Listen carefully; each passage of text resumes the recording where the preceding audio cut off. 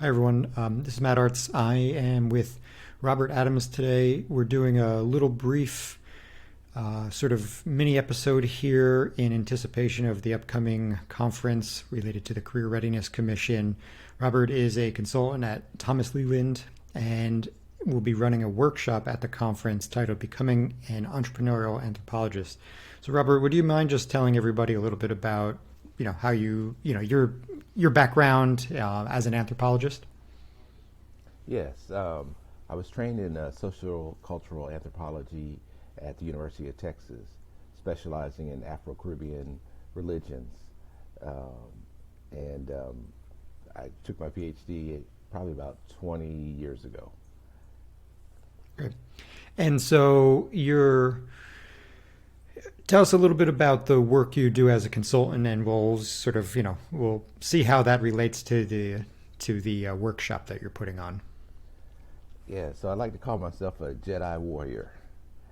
And that means that I work on issues of justice, equality, diversity, and inclusion.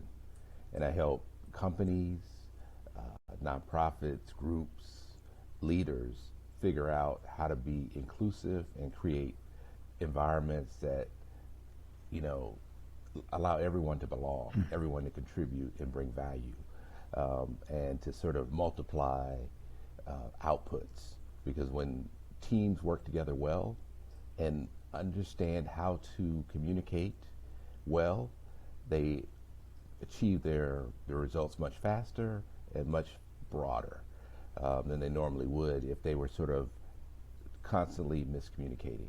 And part of this process is helping organizations and leaders reflect, because I don't really bring any answers per se.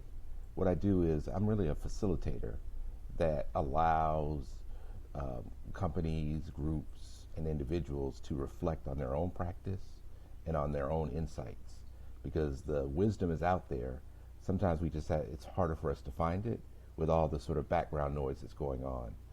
So anthropology is a perfect tool to familiarize the strange and make the familiar strange.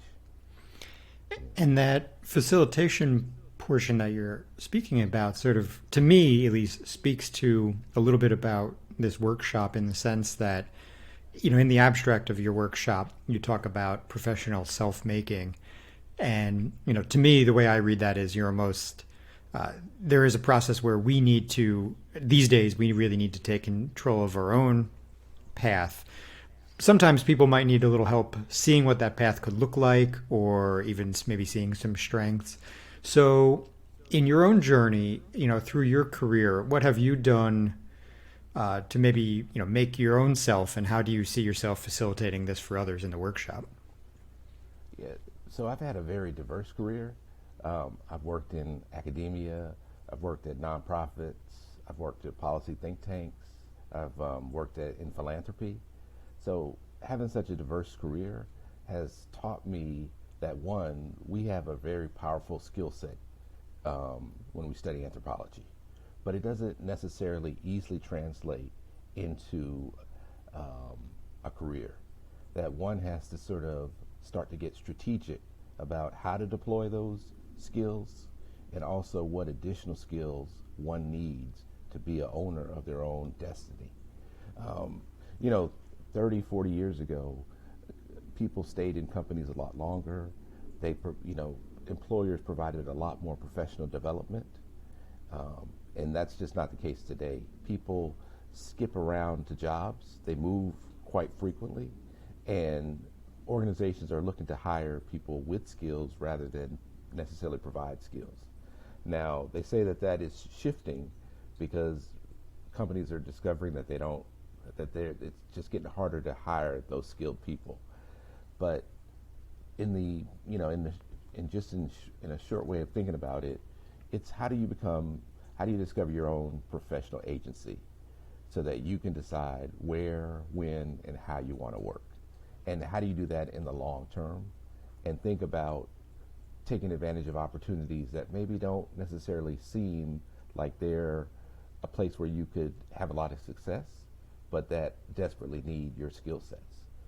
Um, and especially because, just in the last 20, 30 years, we've seen new industries emerge that didn't exist, when we were in high school, for example.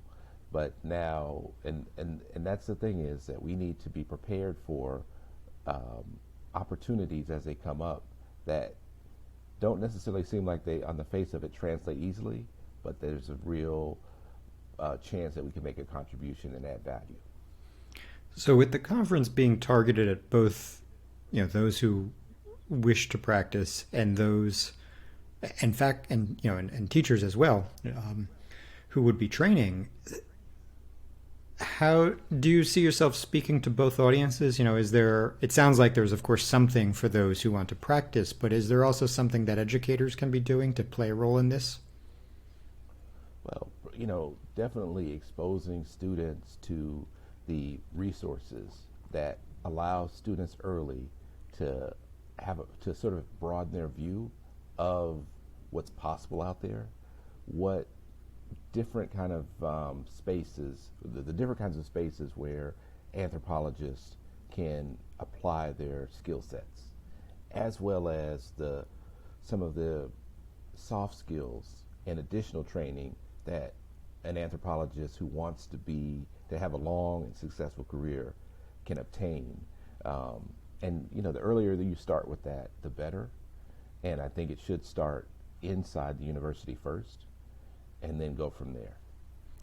And so, without giving away, everything that you're going to cover in the workshop, what do you think, students should be thinking about in this, as it relates to this process, and how should they be thinking about it from a very early stage?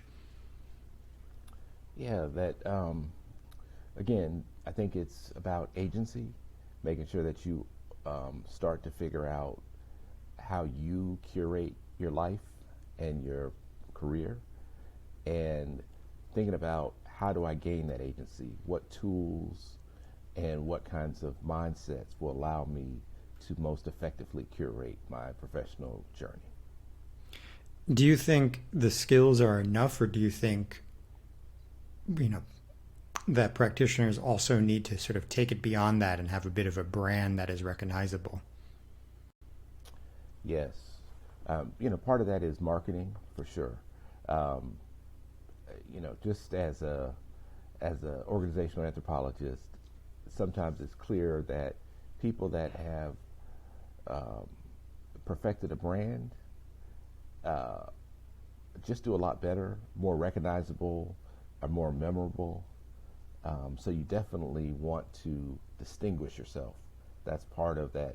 So it's not just enough to be a owner without sort of communicating to people where you're at in the process and what value you bring.